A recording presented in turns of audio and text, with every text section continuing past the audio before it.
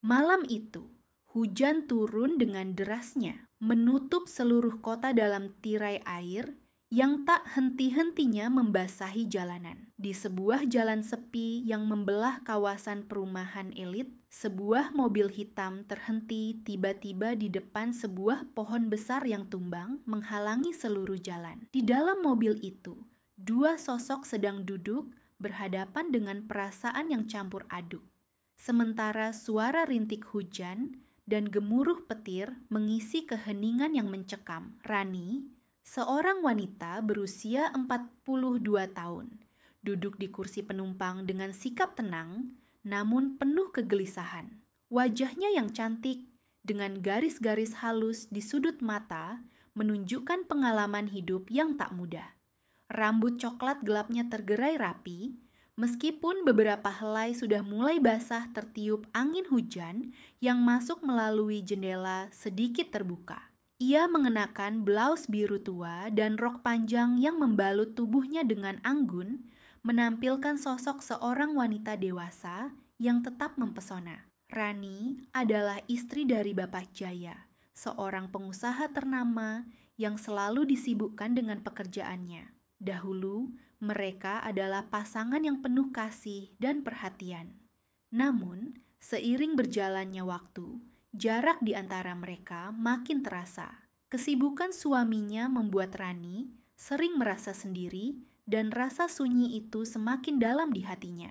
Meski begitu, ia berusaha menjaga keharmonisan rumah tangganya, menyembunyikan kepedihan dalam senyum dan tutur kata. Di kursi pengemudi, ada Adi, pria muda, berumur 30 tahun yang merupakan suami dari putri semata wayang Rani. Adi baru saja kehilangan pekerjaannya dan saat ini tengah mencari kesempatan baru. Ia lebih banyak menghabiskan waktu di rumah, membantu pekerjaan sehari-hari dan menemani Rani, yang kini menjadi sosok pendamping sekaligus teman baginya. Tubuhnya atletis, wajahnya maskulin dengan senyum yang seringkali menenangkan, namun malam itu matanya menyiratkan kegelisahan yang dalam. Perjalanan menuju pesta pernikahan sahabat lama Rani terasa hangat di awal. Mereka bercakap ringan tentang masa lalu, keluarga, dan rencana-rencana yang belum terwujud. Namun, seiring derasnya hujan yang mulai membatasi pandangan, suasana menjadi lebih sunyi dan penuh makna yang tak terucapkan. Adi terus melirik Rani dengan tatapan yang sulit dijelaskan. Ada sesuatu dalam dirinya yang mulai berubah, sesuatu yang tidak ia sadari tumbuh di tengah keterbatasan waktu dan keintiman yang perlahan merekah. Tatapan itu bukan lagi sekadar rasa hormat seorang menantu kepada ibu mertuanya, melainkan sebuah kekaguman yang mengandung benih keraguan. Rani pun merasakan hal yang sama. Ada getaran aneh setiap kali mata Adi menatapnya. Sebuah sensasi hangat yang mengganggu ketenangan batinnya yang selama ini terkunci rapat. Ia mencoba mengabaikannya, mengingatkan diri bahwa hubungan mereka seharusnya terjaga pada batas yang jelas. Tapi sulit untuk tidak tersentuh oleh perhatian dan kehangatan yang mulai tumbuh di antara mereka. Setibanya di lokasi pesta, Rani turun dari mobil dengan anggun mengenakan gaun biru navy yang menonjolkan sosoknya yang elegan dan berkelas. Adi tetap di dalam mobil, menatap sosok wanita itu dengan perasaan yang sulit ia ungkapkan. Ketika Rani melangkah pergi, hatinya berdebar dan rasa cemas mulai merayap perlahan ke dalam jiwa Adi. Acara berjalan dengan lancar. Rani menikmati kebersamaan dengan teman-teman lamanya, tertawa, dan sejenak melupakan rasa sepi yang selama ini menyelimuti. Namun, bayangan tatapan Adi dan kehangatan yang ia rasakan di mobil tak bisa hilang dari pikirannya. Ketika malam mulai larut dan awan gelap menggantung di langit, Rani berjalan kembali ke mobil. Hujan mulai turun lagi. Kali ini lebih deras dan menyesakan. Di balik kaca yang berembun, tatapan mereka bertemu sekali lagi, lebih dalam dan lebih penuh arti. Mobil melaju perlahan menyusuri jalan basah, sementara hujan membasahi kaca depan. Dalam keheningan malam itu, tak seorang pun menyadari bahwa batas-batas yang selama ini mereka jaga mulai terkikis oleh rintik hujan yang terus mengguyur. Malam itu, setelah pesta pernikahan berakhir, Rani kembali ke rumah dengan hati yang penuh tanda tanya. Hujan yang turun sepanjang perjalanan seolah menjadi cermin dari kekacauan perasaannya sendiri. Ia duduk di ruang tamu yang remang, memandang keluar jendela dengan tatapan kosong, membiarkan pikirannya mengembara ke arah yang tidak ia duga sebelumnya. Sementara itu, Adi duduk di ruang kerjanya yang kecil di lantai atas rumah, menyalakan lampu meja yang hangat. Ia membuka laptop yang selama ini menjadi penghubung terakhir dengan dunia luar, dunia yang kini terasa jauh dan asing baginya. Namun, pikirannya tidak fokus pada pekerjaan atau mencari lowongan baru.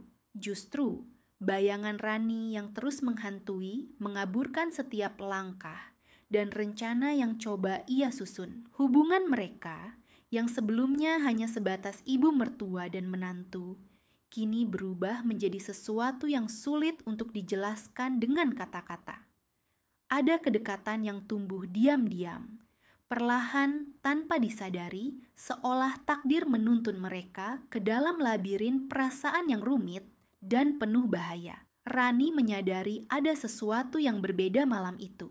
Saat ia menatap Adi di dalam mobil, matanya tak hanya melihat sosok menantu, tapi juga seseorang yang peduli dan mengerti kesepiannya. Adi pun merasakan kehangatan yang tak pernah ia dapatkan dari hubungan lain. Namun, keduanya juga tahu bahwa batas-batas harus tetap dijaga. Meski hati kerap berkata lain. Hari-hari berikutnya, rutinitas rumah tangga berjalan seperti biasa. Tapi, keheningan di antara mereka kerap terasa berat. Mereka sering berbagi ruang, duduk berdampingan tanpa banyak bicara. Namun kehadiran satu sama lain sudah cukup untuk mengisi kekosongan yang ada. Kadang, tanpa sadar, tangan mereka hampir bersentuhan saat melewati ruang keluarga atau mata mereka bertemu dalam diam, menyampaikan kata-kata yang tak terucap. Suatu sore, saat hujan rintik-rintik mulai turun lagi, Rani duduk di balkon rumah sambil memegang secangkir teh hangat. Angin membawa aroma tanah basah yang menyegarkan. Namun hatinya terasa gundah. Tiba-tiba, Adi datang mendekat dan duduk di sebelahnya tanpa sepatah kata pun. Diam-diam, mereka menikmati keheningan itu, berbagi kehangatan yang tak perlu diungkapkan. Rani, aku... Adi akhirnya memecah kesunyian dengan suara yang bergetar pelan. Rani menoleh, menatap mata Adi yang penuh keraguan dan harap. "Apa, Adi?" Jawabnya lembut. Adi menarik napas panjang, mencari keberanian. "Aku tahu ini mungkin salah, tapi aku tidak bisa membohongi perasaanku. Aku merasa nyaman, lebih dari biasanya saat aku bersamamu." Rani terdiam, dadanya berdebar kencang. Ia tahu betul apa yang sedang terjadi dalam hati mereka berdua. Namun, kata-kata itu seperti sebuah gemuruh yang menggelegar di dalam jiwa. "Aku juga merasakan hal yang sama, tapi kita harus kuat, Adi. Ini bukan hanya tentang kita. Ada keluarga, ada masa depan yang harus kita jaga." Adi mengangguk pelan, meski hatinya terasa hancur. "Aku tahu, dan aku berjanji tidak akan melakukan sesuatu yang bisa menyakiti siapapun." Namun, di balik janji itu, mereka berdua sadar bahwa perasaan yang tumbuh ini tidak bisa dengan mudah dipadamkan. Ada sesuatu yang mulai berubah, sebuah benih yang jika dibiarkan bisa berkembang menjadi sesuatu yang jauh lebih besar dan rumit. Malam itu, setelah Adi pergi ke kamarnya, Rani duduk termenung di ruang tamu. Ia bertanya pada dirinya sendiri, apakah benar apa yang ia rasakan? Apakah mungkin kebahagiaan yang selama ini ia cari ada di dekatnya, meski dalam bentuk yang tidak biasa? Sementara itu, Adi memandangi langit gelap dari jendela kamarnya. Ia bertanya pada diri sendiri, Apakah ia berani mengambil risiko untuk sebuah cinta yang mungkin tak bisa diterima oleh dunia? Ataukah ia harus merelakan perasaan ini demi menjaga keharmonisan keluarga? Hari-hari berikutnya membawa kegelisahan yang semakin dalam. Mereka berusaha menyembunyikan rasa itu di balik senyum dan sikap biasa. Namun setiap tatapan dan sentuhan kecil menjadi beban dan sekaligus kelegaan yang sulit diungkapkan. Di tengah ketidakpastian itu, sebuah pesan singkat masuk ke ponsel Rani. Pesan dari sahabat lamanya yang mengajak bertemu. Rani menyadari mungkin ini saatnya untuk mengambil keputusan, menyusun kembali kepingan hidup yang mulai berantakan. Namun, hati yang sudah tersentuh rasa tidak mudah kembali pada jalur semula. Ia tahu, jalan yang akan diambilnya nanti akan mengubah segalanya. Beberapa hari setelah pesan dari sahabat lamanya, Rani memutuskan untuk bertemu. Di sebuah kafe kecil yang hangat dan penuh nostalgia, mereka berbincang lama. Sahabatnya Maya, yang mengenal Rani sejak masa muda, melihat jelas perubahan yang terjadi pada Rani. Ia bertanya, "Apa sebenarnya yang sedang kamu hadapi, Ran? Aku tahu, ini lebih dari sekadar masalah biasa." Rani menghela napas panjang, mencoba merangkai kata. "Maya, aku bingung. Ada perasaan yang tumbuh di antara aku dan Adi, menantuku sendiri. Aku tahu ini salah, tapi aku tidak bisa membohongi diri sendiri. Aku takut kalau aku mengabaikan rasa ini, aku akan kehilangan bagian dari diriku." Maya memandang Rani dengan penuh empati. "Ini situasi yang sulit, tapi kamu harus jujur pada diri sendiri dan juga pada orang lain. Menyimpan semuanya hanya akan melukai lebih banyak hati." Rani mengangguk pelan. "Aku tahu, tapi aku juga takut kehilangan keluarga, terutama suamiku. Aku tidak ingin menghancurkan hidup mereka." Malam itu, Rani pulang dengan pikiran yang berputar-putar. Di satu sisi, hatinya berteriak untuk mengikuti rasa. Di sisi lain, ia harus menjaga ikatan yang selama ini menjadi pondasi hidupnya. Sementara itu, Adi merasakan kegelisahan yang sama. Ia tahu hubungan mereka tidak bisa terus dibiarkan dalam ketidakpastian.